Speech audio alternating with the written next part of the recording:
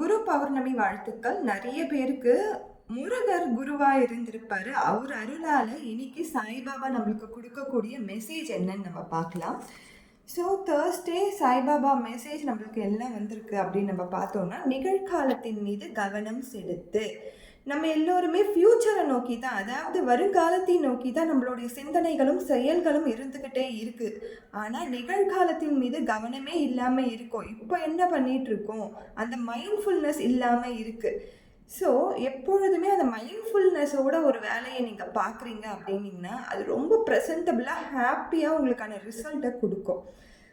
ஃப்யூச்சரை பற்றியே கவலைப்பட்டுட்டே இருந்தோம்னா, இப்போ இருக்க மூமெண்ட்டை நம்ம ஹாப்பி மூமெண்ட்ஸை கூட தவற விட்டுருவோம். ஸோ நிகழ்காலத்தின் மீது கவனம் செலுத்து அப்படின்னு சொல்லி இந்த வாரம் பாபா நம்மளுக்கு எல்லோருக்குமே கொடுக்க மெசேஜ் இதுதான். ஸோ கொஞ்சமாச்சு நம்ம மைண்ட்ஃபுல்னஸோடு இருக்கிறதுக்கு பழகிக்கலாம். Thank you so much.